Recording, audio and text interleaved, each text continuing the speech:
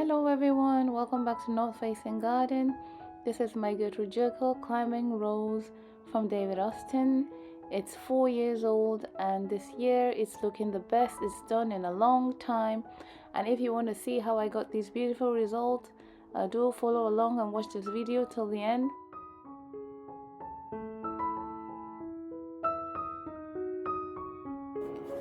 Earlier in the spring, around the third week, I think, of February, or maybe the first week of March, I decided to get ready with my climbing roses for the new season. As we all know, the trick is to get all the dead, the dying, diseased, and crossing branches.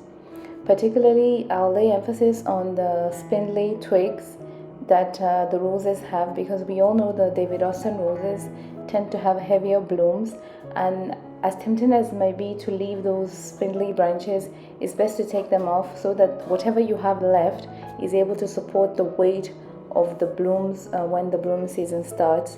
So I worked my way around, starting from the base, and I worked my way upwards, taking out the 3Ds, as we said, additionally the crossing branches. And trust me, if you put in the work now, you will enjoy a very beautiful display when the bloom season starts.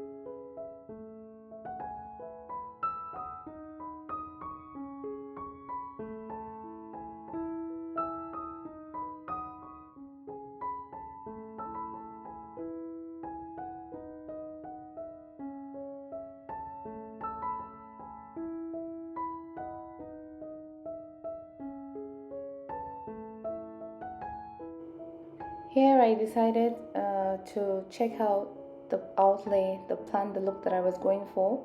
I contemplated training this rose as an arch across the doorway. However, I realized that if I did, it might be obstructing the entrance.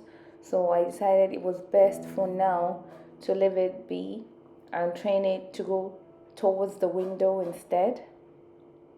This is you plan as you go along, and then you reassess and decide what works best for you.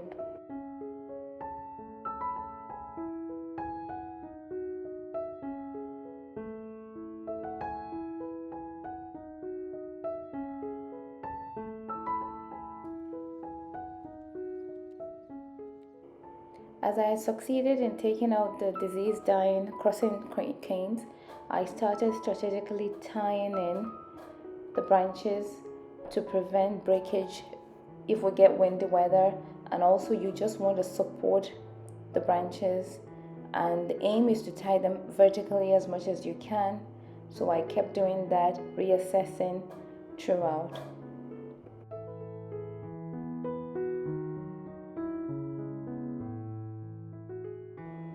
For tying in, I used the garden twine, which is a green type of a twine, organic, and then sometimes I use the Velcro sticky plant tape as well, depending on how thick the branch was or the supporting structure what I was.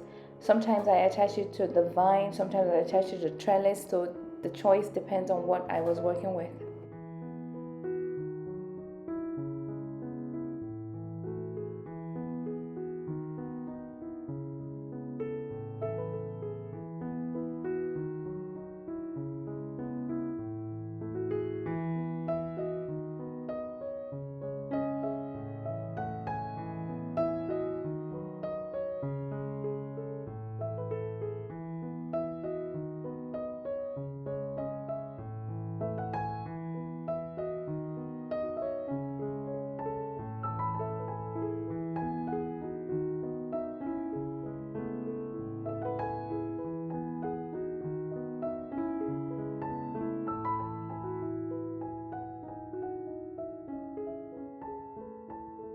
Once I was happy that everything was tied back and neatly done, I proceeded to the next step, which was to feed for the year.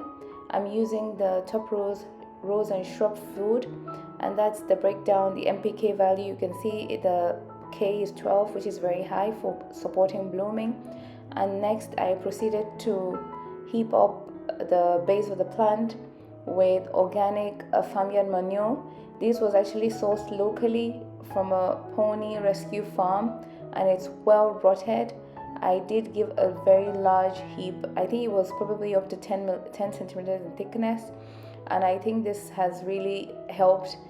Does two things: feed and also suppresses weeds, and finally keeps the moisture for the rose.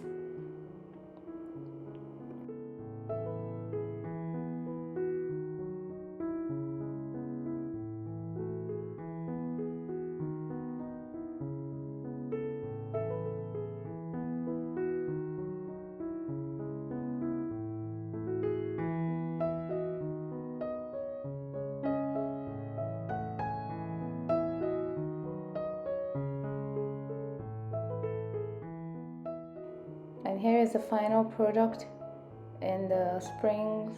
This is actually the 3rd week of May, and as you can see, it's done really well.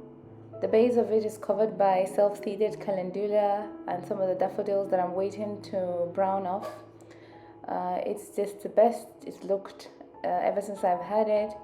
Like I said, this is Gertrude Jekyll. It's about 5 years old, been planted, and now the blooms are magical, I tell you, and it smells divine. The blooms are actually about 15 centimeters across. That's about 7.5 inches, and I have it with a clematis that's trying to come through, not fully yet, and the blooms are just beautiful. This is a south facing aspect, so this is the only plant I have in the south facing. Most people know that Gertrude Jekyll is usually one of the first roses to come into flower, but for scale, that is my hand. This is a very big bloom, and I'm really happy with the performance this year. And good thing about it is it's a repeat flowering rose, so the second flush will not be as magnificent. However, I'm really pleased with it, and subsequently I will aim to train it towards the window away from the door so that I can enjoy the evening breeze coming through my living room from the perfume of the plant. And if you made it this far in this video, thank you so much for watching. If you do decide to get one, you will enjoy it. Thank you for watching.